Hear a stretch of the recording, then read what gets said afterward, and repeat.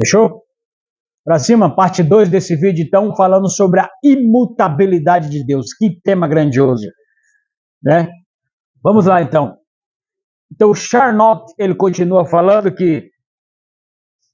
sobre a imutabilidade de Deus, mostrou, então, a semelhança que há entre a imutabilidade de Deus e a eternidade de Deus, porque eles têm característica, né, como se fosse uma consequência da outra, ou seja, Deus é eterno, né, e por ele ser eterno, ele não pode ser mutável, né, porque ele é eterno, ele não tem começo nem fim, e não é suscetível. Isso levanta uma questão importante com relação à distinção nos atributos de Deus. Autores reformados sustentavam tipicamente que as distinções que postulamos entre os atributos de Deus não possuem existência objetiva em Deus, mas são apenas resultado de nossa limitada capacidade de compreensão, ou seja, às vezes há algumas possíveis contradições que a nossa mente consegue conceber. Mas Deus é imutável, como ele pode exercer todo o seu poder ou exercer um pouco do seu poder, né? Algumas às vezes, alguns questionamentos que podem vir à tona, mas na verdade é o que o autor do livro, né, Charnock, ele nos fala que se trata necessariamente da nossa capacidade de compreensão. Por isso, às vezes usa-se linguagens limitadas, né? Por isso, todos os atributos de Deus são manifestados da mesma essencialidade absolutamente simples de Deus. Ou seja, é a simplicidade de Deus. Ele se manifesta para nós e nós o compreendemos com as nossas limitações. E por isso que isso é uma ousadia da nossa parte, buscar entender esses atributos, que é algo tão grandioso, que para muitos é mais viável ficar aquém, né? Não saber nada a respeito. Mas geralmente essas pessoas que não têm interesse, elas vão ter uma opinião formada, só que elas não querem nenhum tipo de informação a respeito de algumas definições, né? Oi, ele, Micaías, não quer nenhum tipo de definição, né, para esclarecer então assim a sua opinião, mas ele quer ter uma opinião formada, né? Interessante, né? Isso é característica das pessoas que são soberbas, né? Então vamos lá. Por isso todos os atributos são da mesma, certo?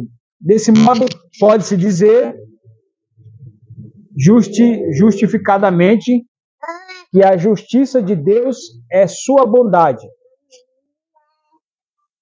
Vai lá com o maninho veio, não vá, deixa ele aqui não, pode voltar aqui, filho. Oxe, você vai deixar seu irmão aqui, ó. Fica perto dele só para ele. Eita, ele vai subir na cadeira.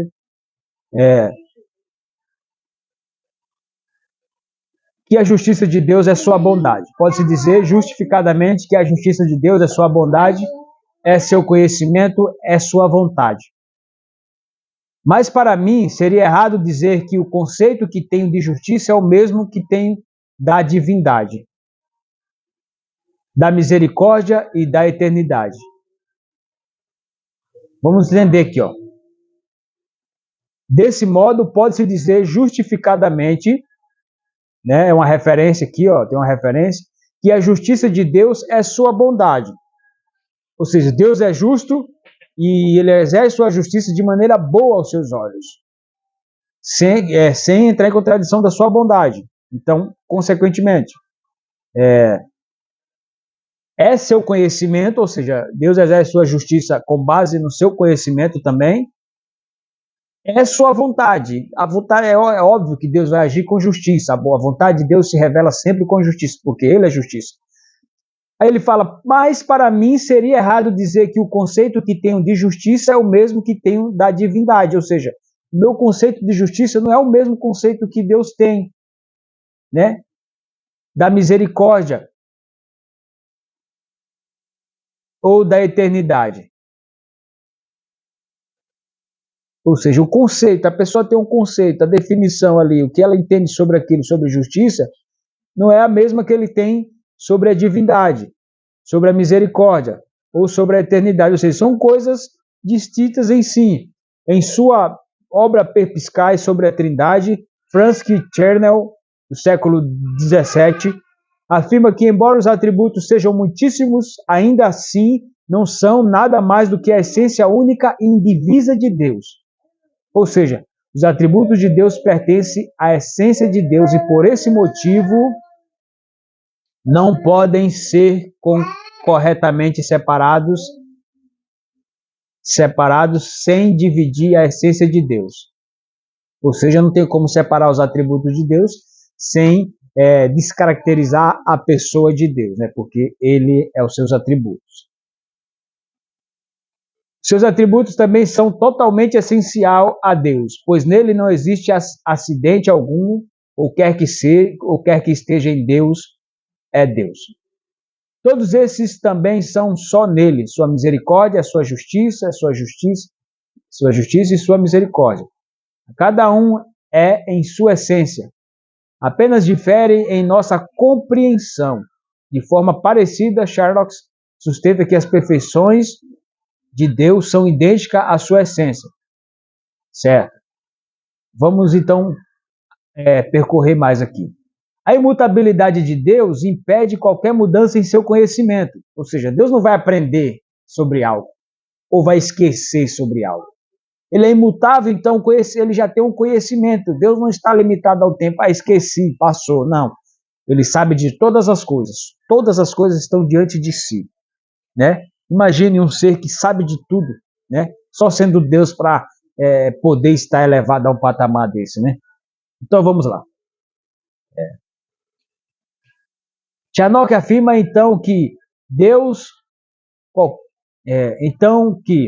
sabe todas as coisas, que Deus sabe de todas as coisas desde a eternidade, porque o seu conhecimento é infinito. Ele conhece todas as coisas de uma só vez, porque não existe passado nem futuro em Deus, apenas o presente.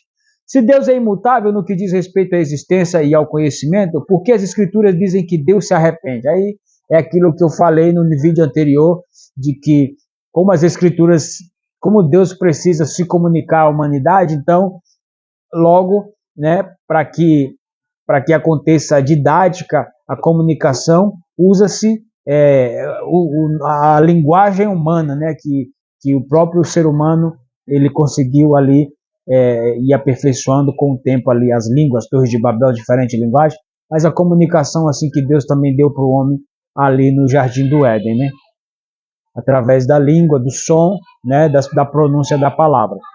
Então vamos lá. Vamos passar essa parte porque vocês já entenderam, né? Bem fácil de entender.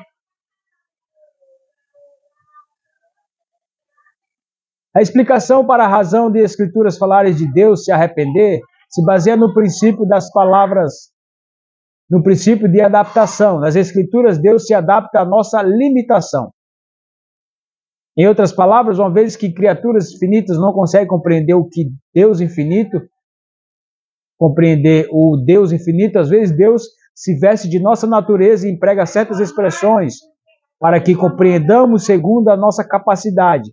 Examinando a nós mesmos, aprendemos algo da natureza de Deus. Olha aí o objetivo.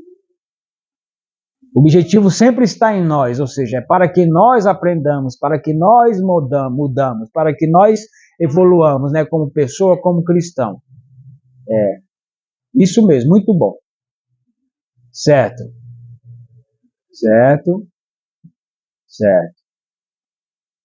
Em resumo, o atributo divino da imutabilidade é claro e importante demais para ser declarado com hesitação ou reservas. Se a essência de Deus é mudada, então só pode ser mudada por um ser mais poderoso do que Deus. Para Charnock e aqueles que partilham da sua doutrina de Deus, tal ideia estava claramente fora de questão. É verdade que nas Escrituras de Deus, nas Escrituras, há passagens que parecem deixar implícito que Deus pode mudar de ideia, mas há um número bem maior de textos que asseveram a imutabilidade de Deus, no que diz respeito ao seu ser e ao seu conhecimento. Então, é como se fosse aquela ideia de tradução, sabe? Qual a melhor palavra para traduzir essa expressão, né? Deus se alegrou pelo que ele fez, Gênesis 6, e Deus se arrependeu de ter feito o homem, né? Então, o que acontece?